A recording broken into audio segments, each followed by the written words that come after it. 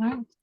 Good afternoon and welcome, everyone. We're just going to give it one more minute to see if we have a couple of folks joining in right at noon. See the participant numbers going up, so.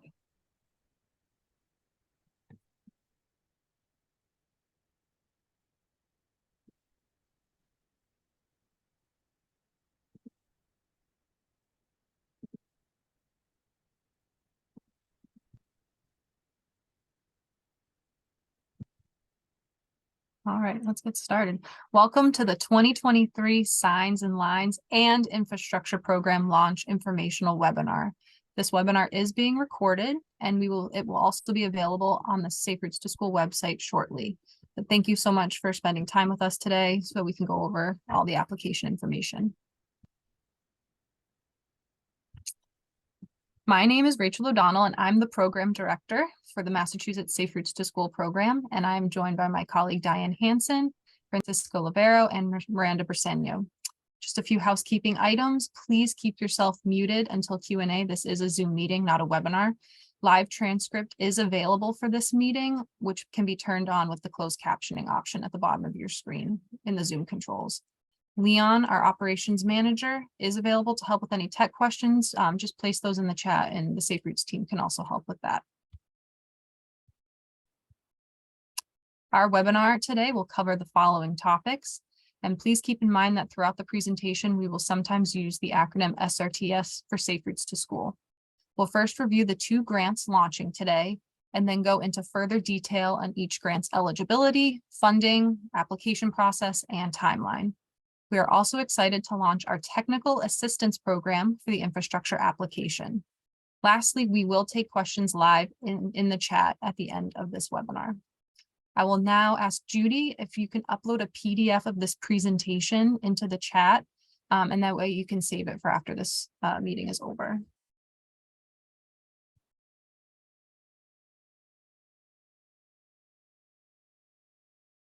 We will have we have 2 types of grants available with the Massachusetts Safe Routes to School program. The first is our Signs and Lines grant.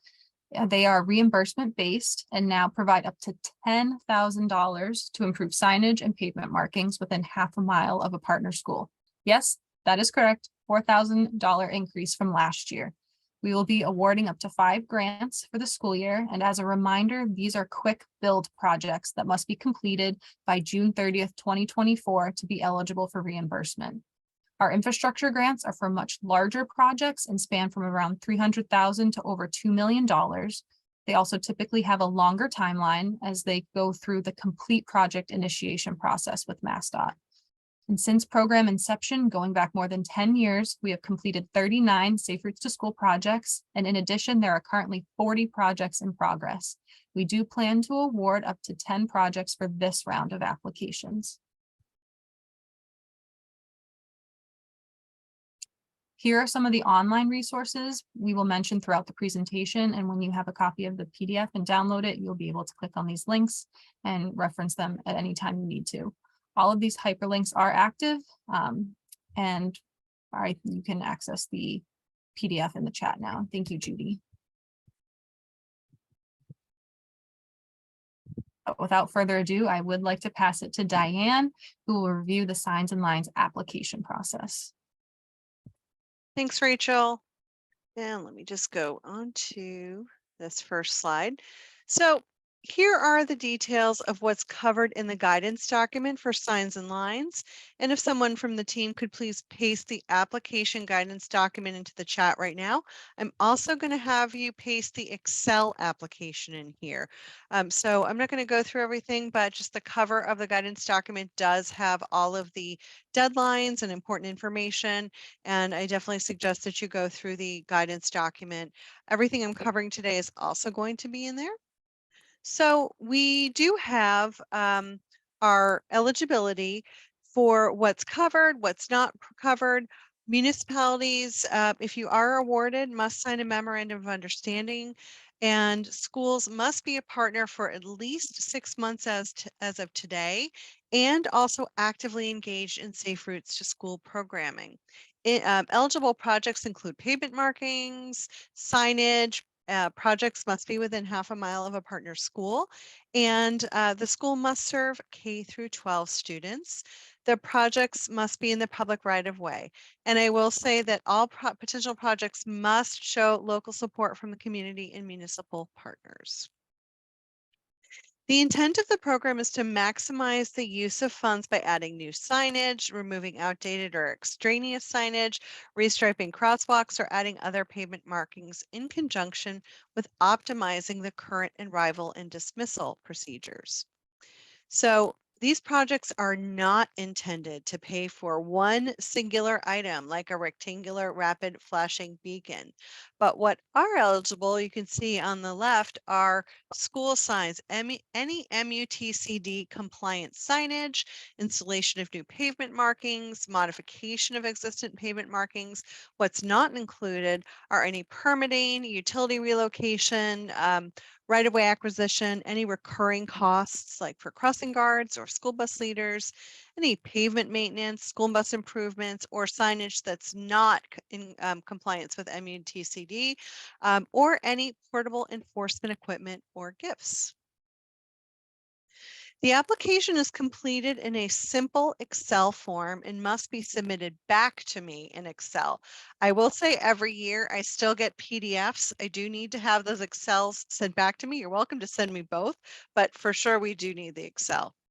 It is in 3 parts, with part A detailing the municipality and the school information, part B exploring the Safe Routes to School partnership information, as well as your school's involvement. I do want to stress that this application requires a municipal and a school applicant. Both need to be aware and in support of the grant application. Part C covers the project information, including the current number of walkers, bikers, and rollers. We're looking for specifics on the project details on how this grant can improve safety and mobility for your students. In addition, we strongly encourage you to include letters of support from the community, the municipality, the school committee or PTA. These are just a few examples of where you can get letters of support from. Those can also be emailed with your application. These are the check boxes directly from the Excel application. They do need to be acknowledged by the applicants, both applicants, the school and municipal. And as a reminder, the deadline for submission is September 22nd at 5 p.m. That's 30 days from now. You can see here on the right that all points come from section B and C. So that's again the Safe Routes participation, as well as project information with a maximum score of 100. All applicants will be notified of their grant status, and those selected will immediately be contacted to schedule a project development meeting.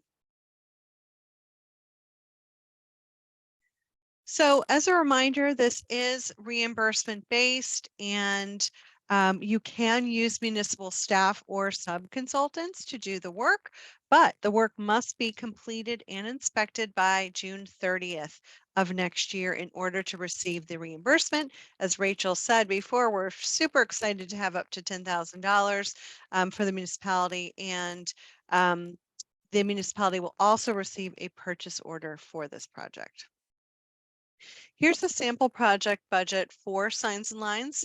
We're thrilled that we have this increase, trying to keep up with inflation on our projects. So every project's going to look different, but we will be giving you, if you are awarded this grant, we will be giving you an estimate of the project so that it makes it easier to go out to bid if you need to. And lastly, this is a sample timeline of the dates and deadlines for the grant. Our goal is to have our site visits completed in November and plan sets delivered in February, giving plenty of time to order signs, posts, and contract out for pavement markings. Again, all of this is in the guidance document that was dropped into the chat, so no need to screenshot any of this. Let's talk a little bit about planning for success and what we've learned over the last couple of years in awarding these projects. So consider all the stakeholders. You really want to look at the municipal and school stakeholders. That includes the principal, property manager, facilities, the superintendent's office, finance, Any PTO, PTA staff, Municipal Department of Engineering, that's super important because obviously we're touching the roadways. DPW, the planning staff, any MassDOT district staff as well, if that's necessary, and the local MPO. So all of these folks should be alerted to this project if you should be awarded the grant. The initial scoping or project development meetings and walk audit should be attended in person. I think we are doing them all in person at this time. The scoping meetings or development meetings are going to be virtual, but our walk audits will be in person.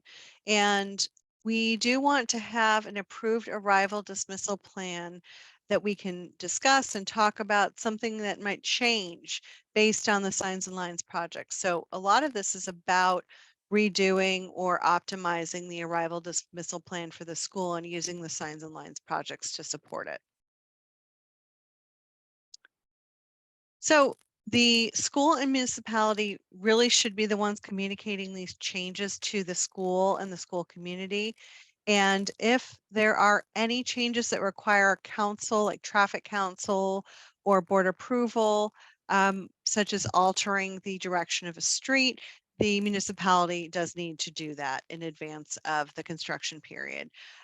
We're also looking for a base layer. We are providing a full plan set for this project. So it's 100% design plan set. So any base layers of maps would be really helpful to our engineering team. We usually don't develop a plan set for more than $12,000 of improvements. It allows you to prioritize and pick which improvements you'd like to do, but we will not over design for $15,000 or $20,000. These are really meant to be small, quick build projects. And then when proposing a project, please keep in mind the long-term viability of the project. If the signage ever needs to be moved or if a school is changing, we do ask that anything we've paid for, that it remain within a school zone. And it's also important to disclose if the school is planning to move or merge or close or change the grade serve within the next 2 to 3 years. We just want to have a good sense of what's going on within the school. And now I'm going to turn the presentation over to Miranda to review eligible applicants and eligible projects for the infrastructure program. So everything we review is going to be in the application guidance document. So if somebody from the team could actually drop the infrastructure guidance document into the chat, that would be great. And now I will pass this over to Miranda. Thanks, Diane. Good afternoon, everybody. Thanks for joining. Sorry, No my mouse was really excited to go to the next the next slide. So here we go. There it is. So like Diane said, this is for the infrastructure program, not the Signs and Lines program. A quick review of eligible applicants. Any K through 12 schools that fulfill the following requirements need to be a partner with the Safe Routes program for at least 6 months as of today. So that would be February of this year. They need to receive public funding and needs to show an ongoing commitment to Safe Routes to School activities, whether that's participation in flagship days, the creation of walking buses or bike trains. We want to see that the school and municipality are committed to Safe Routes principles. And as always, we encourage schools and municipalities that represent diverse socioeconomic communities to apply. Part of our technical assistance offering this year is to encourage more diverse applications and to assist with soliciting those. Some eligible projects that can be funded through the infrastructure program: transportation, construction, and capital improvement projects that improve the safety and or increase the number of children walking and biking to school, are located within 2 miles of a K through 12 school or school campus, and are within the public right-of-way and or bicycle pedestrian pathway. K through 12 students must be the primary beneficiaries of the project, and all projects must be ADA accessible.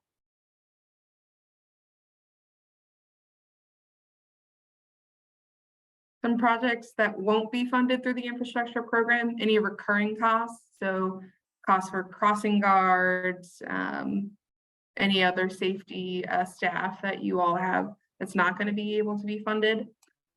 Pavement maintenance, so we will not be just repaving for you. We are not here to widen or add travel lanes or make it easier for cars to get around. These projects are aimed to increase walking and biking. Additionally, we won't be funding any school bus improvement projects through this program. So some eligible project examples: sidewalk improvements, so whether that's creating a sidewalk, widening a sidewalk, traffic calming, narrowing traffic lanes, making, like you see in this photo, a more 90-degree turn to slow traffic down, crossing improvements, elevated crosswalks, crossing tables, and bike facilities. We want to make sure that projects encompass both pedestrian and cycling improvements. So what's covered? This program is fully funded through MassDOT, no matches required. The only match required on behalf of the municipality is funding any legal work associated with any easements or takings as part of the project. And obviously, as the project goes through the project initiation development process within MassDOT, we will work with you to figure out what is needed to get done. We have 3 different buckets of project cost estimates: a small project budget, which is about $250,000 or less, medium $250,000 to $80,000, and large project $80,000 to $1.5 million.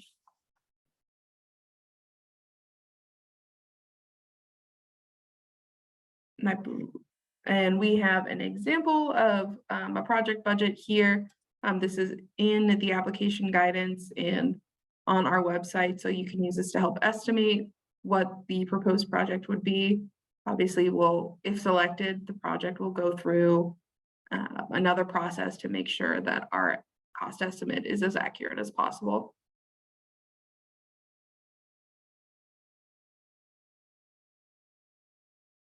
And so now I'm going to pass it over to Francisco, who will add some more information about what needs to be considered for infrastructure projects. Thank you so much, Miranda, and good afternoon for everybody who is joining today. As part of the process with MassDOT and any of the projects that will be selected, we need to make sure, as Miranda mentioned, that the infrastructure that is included within the project area is fully accessible, meeting the American with Disabilities Act. And the most important part that we've been having a hard time with some of the previous projects that have been approved are the compliance with our engineering directive for making sure that everything that we do on our roadways or funded with our with MassDOT funding provides spaces for people walking, biking, or even on amenities for transit if it is applicable. The link for the specific engineering directive is included in the presentation. Next slide, Diane. And which is very important in this part is that the federal highway is funding this program, and as part of that intent of the program, they emphasize twice in the description of this program that accommodations that are included and will be funded should be for people walking as well as biking. It's intended to encourage more of the students that are attending the different buildings to be able to go to reach their destinations via something different other than a single passenger vehicle, which is specifically for people walking, biking. And that is also the reason for which some of the improvements that are potentially approved and incorporated are traffic calming. We will be looking for having sidewalks on both sides of the street, as well as marked or separated bicycle lanes or a shared use pad as part of the improvements in terms of what we'll be seeing for people walking and biking within the project area. Diane? And what we want to be very emphatic is that we would not feel comfortable supporting a project that includes sharrows or share the road arrows, because they are not something that, on our perspective from SDOT, we do not consider those a true bicycle facility under the current directive. And the other element that we want to make sure is included in the grants proposals are that the network is the project is incorporated part of a network within the town. And as it's been mentioned before, SDOT will review the grants and will provide some feedback to those. But we're very excited to be able to provide some funding for communities that can improve the spaces for kids that can walk and bike to the schools. And with that, I'll send it back to Diane for the review of the application instructions. Thank you. Thanks, Francisco. So let's go on to how to apply for this infrastructure grant.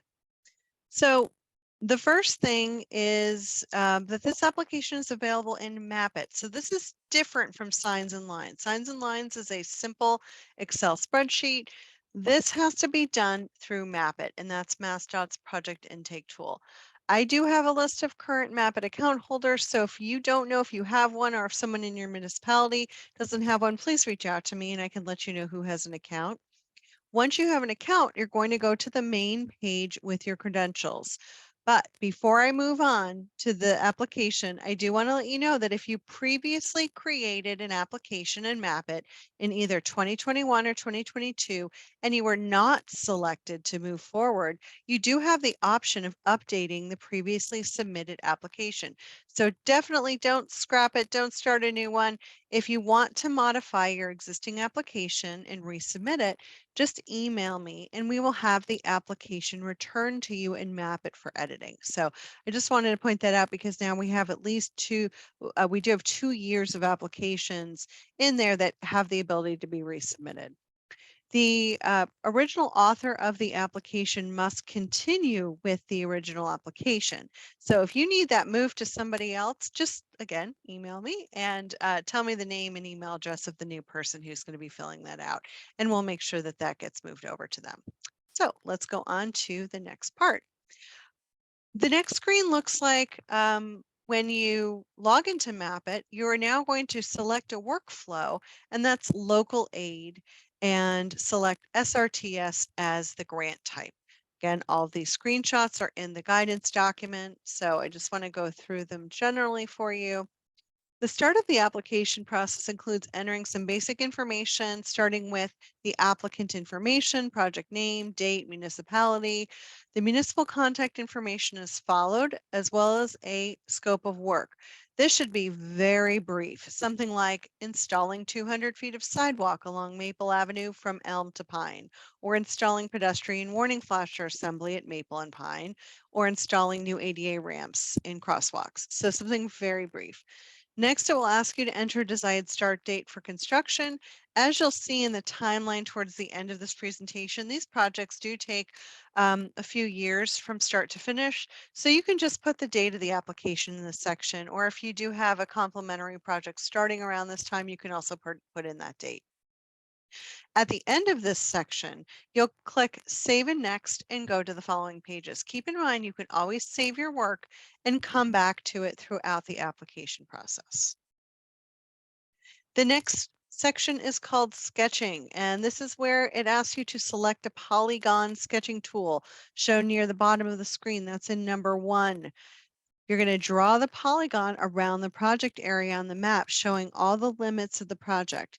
You're going to use your left mouse click to add the vertices and double click to finish. Make sure that all the project limits are mapped as closely to the project as possible. The polygon should only encompass areas where infrastructure project work is intended to take place. I believe you can select multiple areas on that as well, but once the polygon is drawn, a window saying select routes will appear and displaying all the roads that intersect within the polygon. You can uncheck any roads you don't wish to include and then click select to continue. Just make sure the project is within 2 miles of a public K through 12 school and click Save and Next to move on. The only action required on this next step is to click here to run geoprocessing. The application will automatically intersect the project polygon with some pre-configured layers. You'll see all those layers on the right-hand side. And that's used for our application review. Text will begin to appear beneath the click here to run button, and the process can take 1 to 2 minutes or longer depending on your connection speed. So don't worry if it's taking a little bit long. It's just checking all those layers to see where they intersect with your polygon. Any intersecting layers are highlighted in yellow, and when geoprocessing is complete, it will say succeeded along with the time it took. So just hit save and next once the geoprocessing is complete. The next section of questions is the bulk and the remainder of the application. We'll go over each section in the following slides. You can see detailed instructions for each question in the guidance document, which has already been placed in the chat. But again, when you download that PDF, you'll have access to it. It's also on our website. Question 1 through 17 ask details about the school and the municipal applicant. So for the school applicant, you're providing a name of somebody at the school that's going to be our point of contact for the project. This could be a principal, another school administrator, somebody in a leadership role who has contact with an administrator at the school. This person may also be the main proponent of the project. For the municipal co-applicant, the municipality must not always also be aware of the project, but in support of it. Each applicant must be associated with a municipal government. So provide the name of the co-applicant, and this person should have decision-making ability and authority for local projects and preferably work within a municipal department responsible for maintaining the infrastructure. Although the appropriate co-applicant will vary by your city or town, the most successful Safe Routes projects have buy-in from the Department of Public Works or the city or town engineering department. For advice on who to list as a co-applicant, just reach out to the city or town's Department of Public Works, their engineering or planning department, and find out who would be supporting you on this project. Other municipal offices such as Board of Selectmen, Town Manager, Mayor's Office, Planning Department can also be included in the application, but priority is definitely given to applications where we have support from municipal engineering or planning. If the project is selected to advance, the co-applicants will be contacted to make sure that they are in support of the project. In part 1, we gather more detailed school information. So you're going to be answering whether the school is designated as Title I, the percentage of students which is the percentage of students considered economically disadvantaged, basic enrollment information, and information on how students travel to and from school. Many of these questions will require the applicant to be working with the school or district directly and gathering details about busing, student distance to school, and mode share. There are also hyperlinks in the guidance document that can help you to gather some of that data. If your school does not have mode share data, you can conduct a parent guardian travel survey or use a survey that you've conducted within the last 2 years. In part 2, we get very specific about the project details. So when describing a project, we want you to be as specific as possible. So this is different from what you put in for the scope. We want you to include road names, project limits, proposed improvements, and you do have about 500 words that you can use in here. You are not allowed to say, see attached document. The description does have to be within MAPIT. You should be able to succinctly describe the project within 500 words. And in order to find out if the proposed project is within an existing biking or walking route, you can reference the potential for everyday biking links and the potential for walkable trips links from MassDOT. This section also allows you to submit photos and renderings of the project area, as well as the student radius maps, which I'm calling out right now are a new requirement for this year. At a minimum, the application must include a student address map showing student origin, locations in relation to the school and the proposed project. The program, the Safe Routes to School program, can help create these maps for you, but all requests must be received within the first 10 days of the application period. So from now over the next 2 weeks. This school could provide a scrubbed list, which means no family or student names or any identifying data of student addresses for all students enrolled in the current year. If the school recently, and that is within the last 2 years, conducted a Safe Routes family travel survey, the accompanying map and data is also sufficient to fulfill this requirement, as long as you had a participation rate of 25% or greater. Please submit photos, drawings, and maps in this question. There will be another section for you to upload other documents. Questions on this last section focus on the problems, needs, and opportunities. You'll be asked to detail the main objective of the project, for example, lack of sidewalks or pedestrian facilities. You can visit MassDOT's impact portal to gather and provide additional information for this section.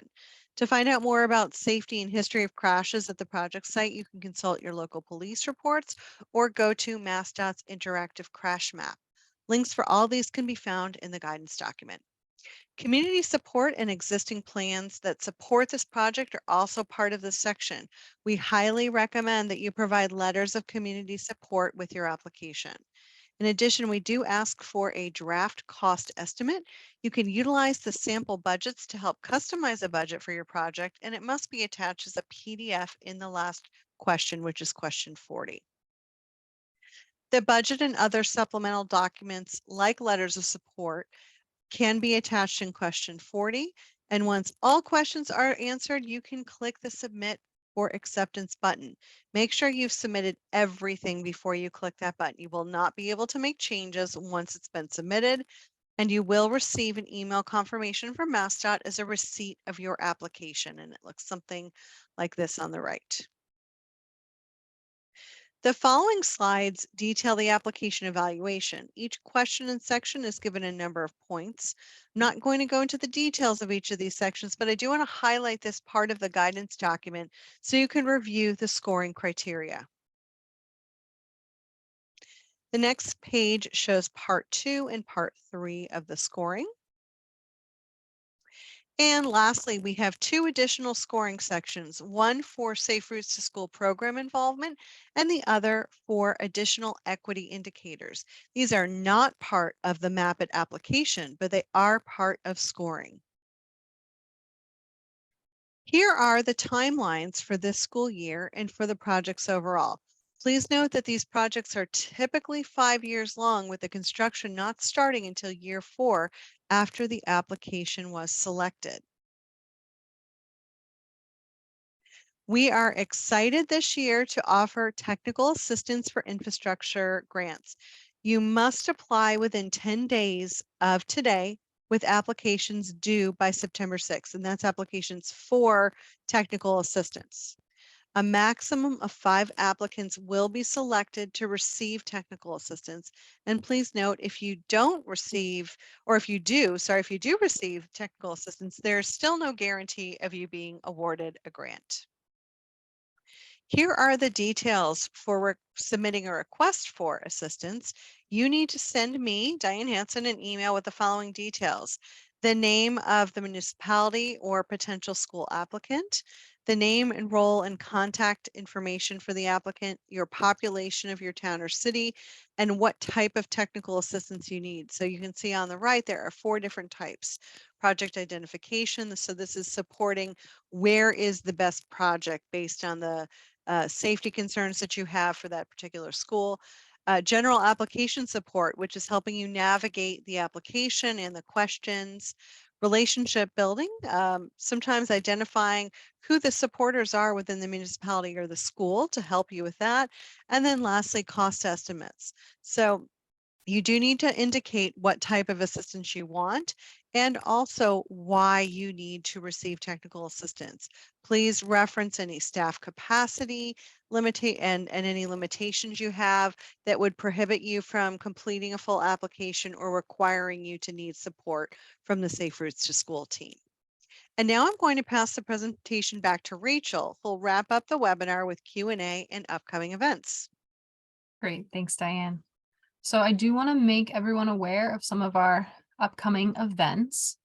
On Thursday, tomorrow, we have our Safe Streets Smart Trips High School Video Contest launch. I know that school's not in session yet, but we wanted to get a jump on the informational session, so that way the recording can be available to view when class is in session, starting next week or the week after. On Wednesday, October 4th, we have International Walk, Bike, and Roll to School Day, also known as iWalk.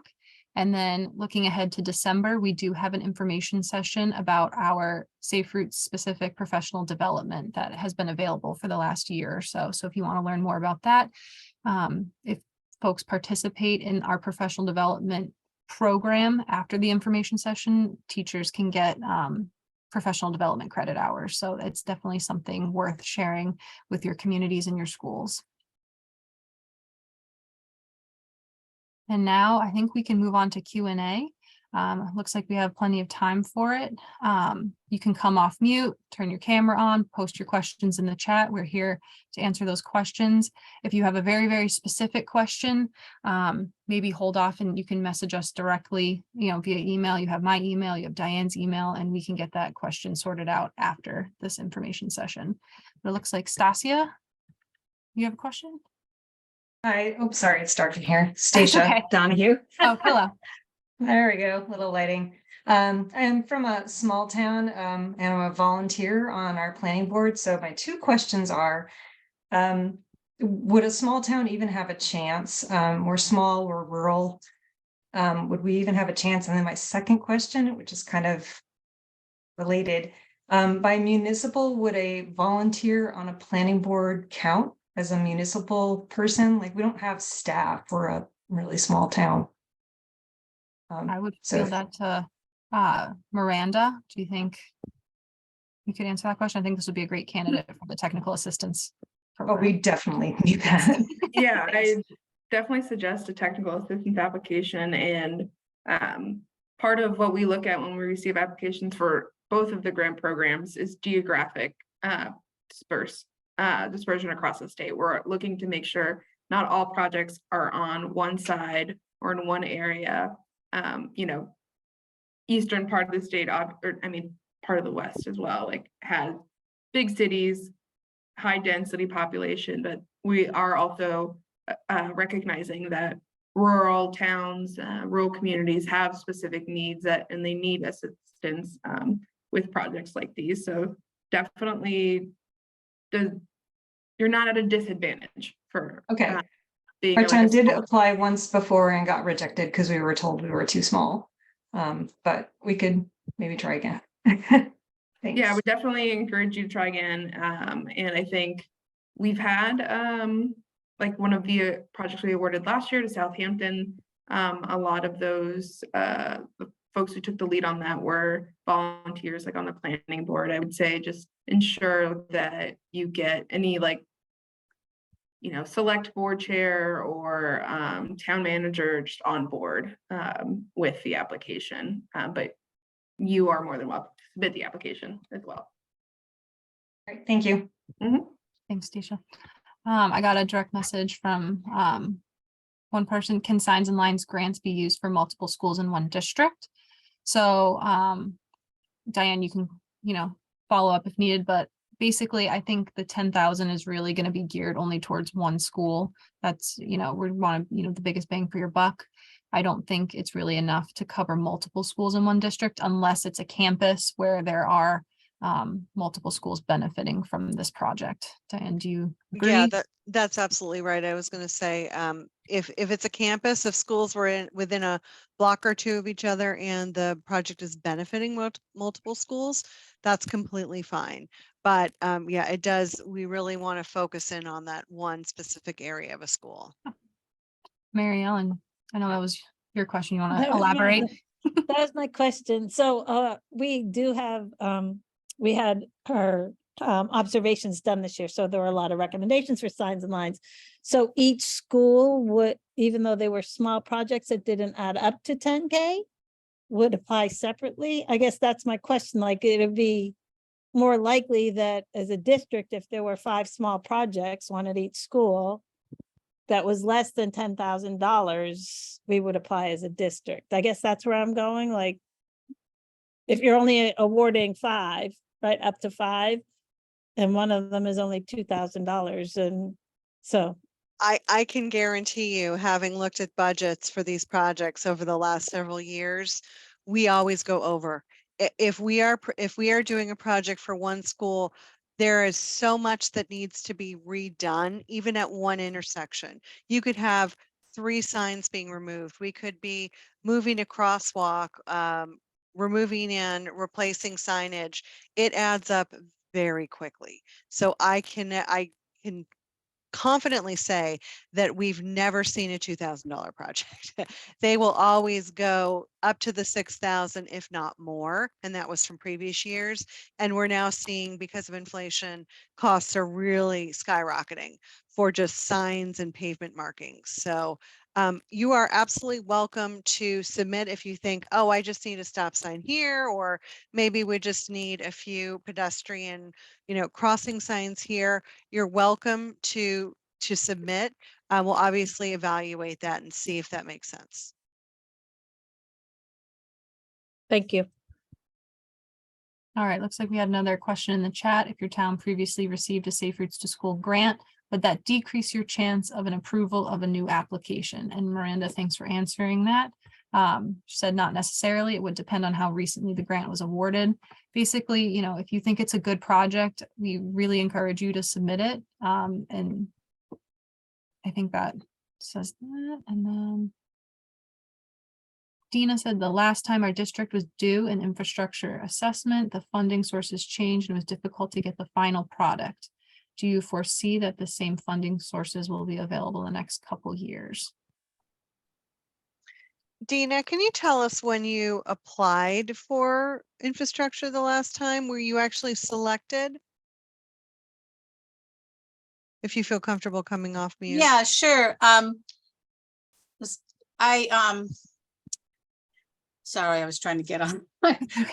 It was way back when. It was like around 2010 or 11, we were doing infrastructure assessment. And then they changed the funding. So some of it was supposed to be local, and we just had a lot of trouble getting the engineering firm to actually come out, finish the assessment, and actually give us a copy of it.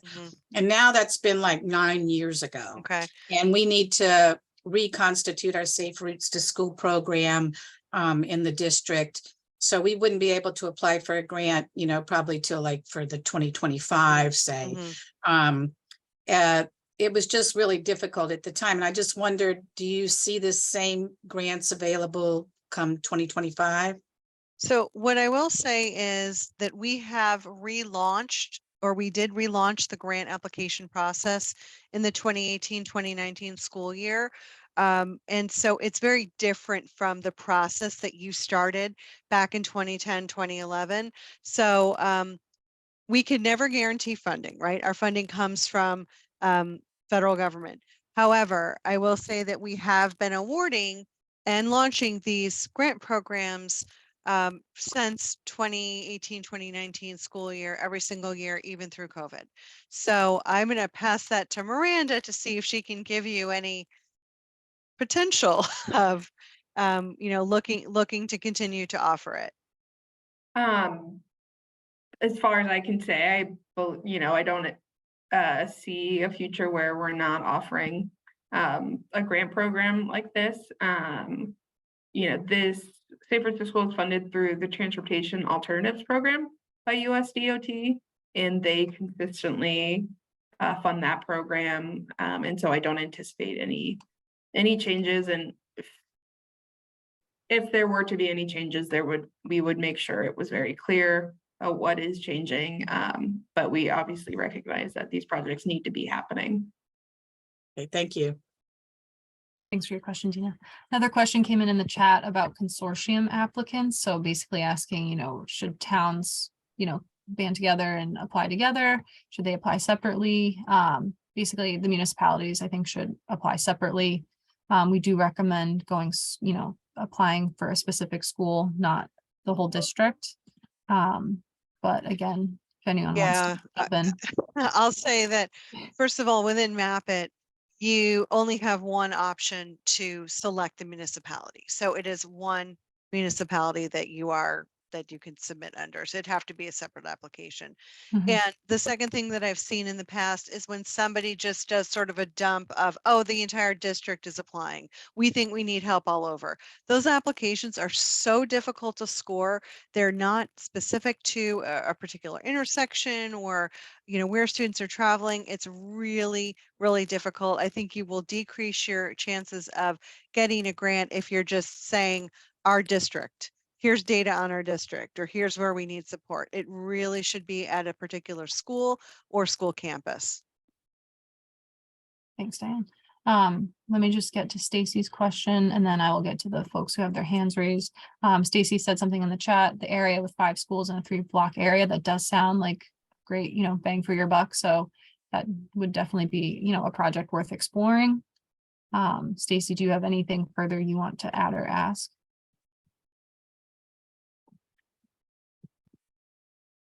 Okay. You can always follow up. Brian, do you want to ask your question? Brian Croden? Yep, thank you.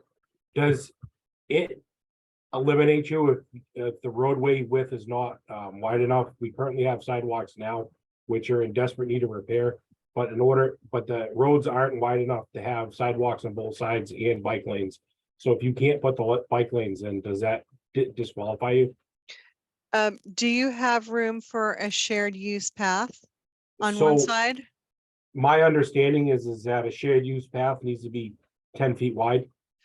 In some areas that are constrained, I believe the guidance is you can go as low as 8 foot on that. I don't think it's a preferred, but I do know that they can be anywhere from 8 to 12, and MassDOT, stop me if I'm sharing incorrect information, but that's what we've typically seen. If you have some areas that are constrained, you can go down to that 8 foot, but it's not preferred. Okay, so if we were to do that, we'd have to do some land takings. Could that Yep. be part of the process? So the municipality would have to pay for that, but you absolutely can. It's part of that right-of-way discussion, and it does happen in these projects, but that is all covered by the municipality, that the takings and the cost of the takings and the legal charges are all borne by the municipality. Thank you. And Thanks, Brian. Diane, if I don't mind me to add a little bit more. Oh, sure, please. Yeah, no, that's fine. I mean, what we're concerned is that sometimes we have received some projects where there is a space for providing bicycle infrastructure, and we only see on the concept sidewalk. We don't want to have this only a sidewalk repair maintenance program. If there is a space, if there's a portion of the roadway where you're going to have to take the trees, you're going to have to take a house or fill a wetland in order to provide a bicycle infrastructure, that's not going to be something that we're going to be pushing, and we can document on the technical reasons for which that cannot be implemented as we move through the design process. So we would love to see bike infrastructure, but if you have a local roadway that does not fit the space within the right of way, or there are other of the technical reasons that I mentioned before, doesn't mean that you would not be approved. We would work with you once the grants are received on potential changes that could happen. And if nothing can be implemented, we can document that in our process. I hope that helps. No, it does. Thank you very much. Okay, thanks. Thanks, Francisco. John York, do you have a question? Yes. So I have a couple questions on the Signs and Lines project. If a project might be slightly larger than 10,000, is it possible for some kind of cost sharing from the municipality, or would it be advisable to divide that to 2 projects and have a municipal project going on alongside a Signs and Line project to make a completed bigger picture? John, I can answer that. So I would say in about half of our projects, the municipality will actually contribute to that project above and beyond the reimbursement amount. So if we're reimbursing 10,000, but you really want to do a little bit more because we've maybe given you some drawings that indicate you should have a crosswalk in a particular area, or maybe we are suggesting a crosswalk and you don't have any curb cuts or ramps there right now, the municipality can pay that additional amount. So you're covering everything and we are just reimbursing you up to 10,000 based on the plans that we contribute. So we welcome additional contributions from the municipality, but it's coming from your budget. So you just have to decide. The project budget is, 15,000, you're going to get 10,000 back. The municipality is going to cover 5, if that makes sense. Great, that's exactly what I was asking about. So my next question is about so we're looking at a campus setting, which the includes a high school, middle school, and intermediate school. But there's also a lot of community activities. For example, our biggest auditorium, so our town meeting happens there. Is there credit or downgrading of our standing for a grant if this facility that we're creating with your money is obviously servicing some community use as well?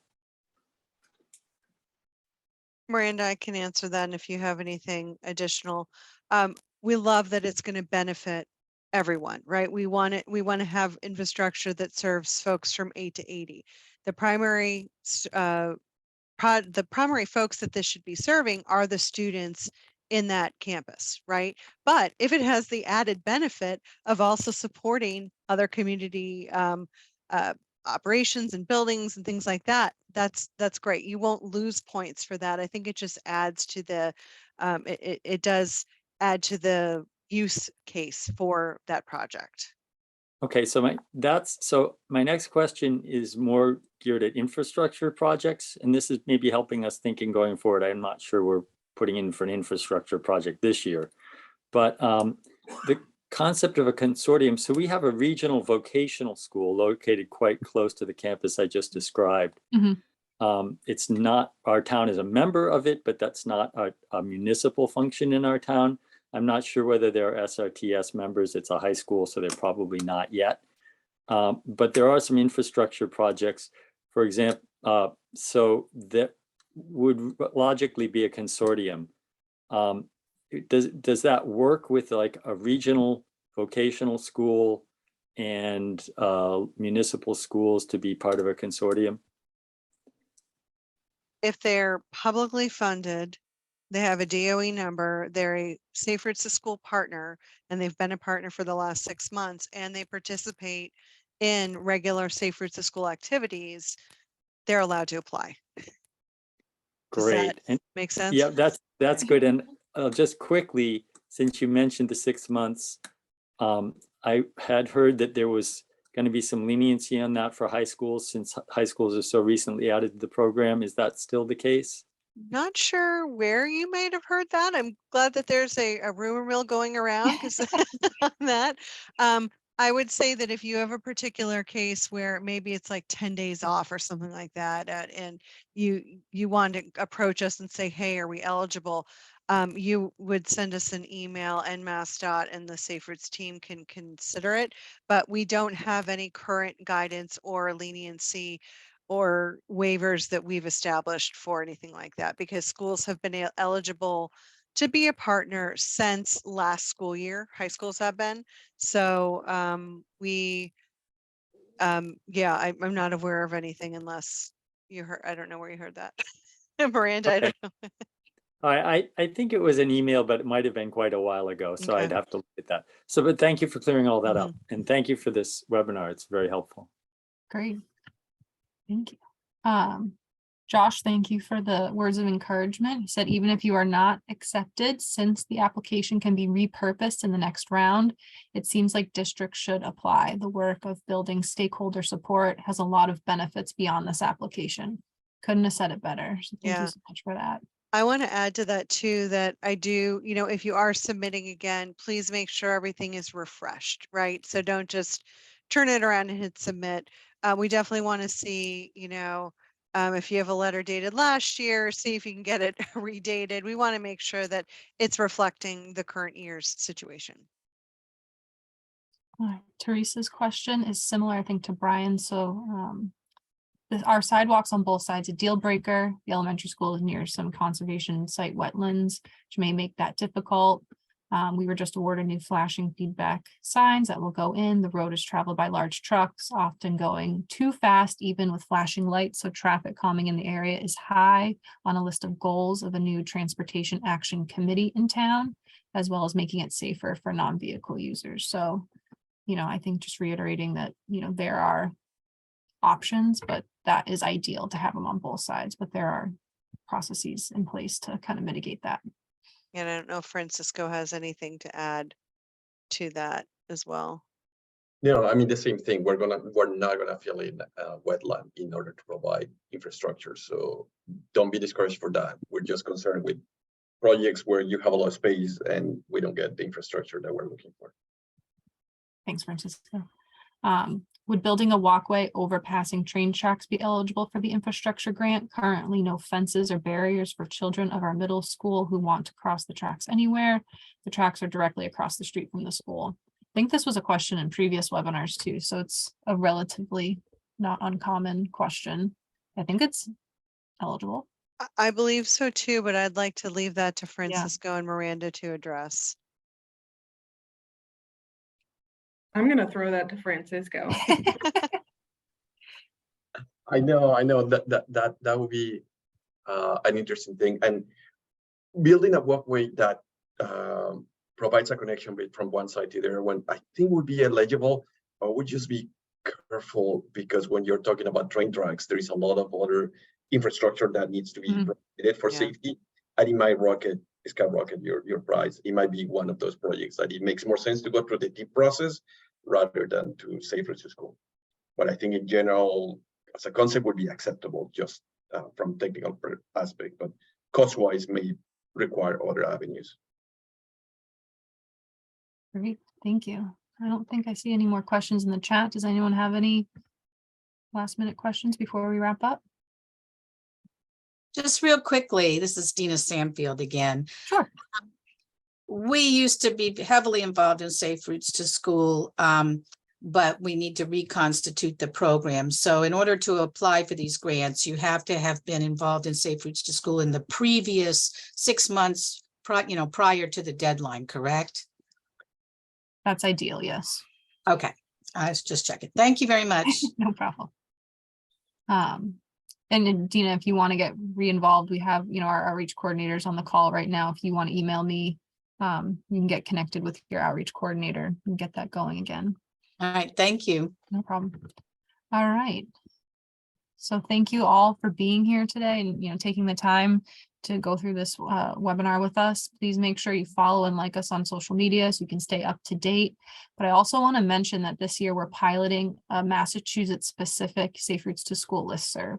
I'm actually going to post the request tool in the chat right now. It is the top option in the request tool. Request to join the listserv, we can add you, and then you can be part of all the conversations that are Massachusetts Safe Routes to School specific. If you want, maybe in the additional information section on the request tool, if you want to just write in Safe Routes to School grant, Safe Routes to School webinar, so we know that the request came in via this meeting today, that would be great, but that's optional. Thank you again for being here, and we look forward to reviewing your application soon. Thank you, everyone. Great day.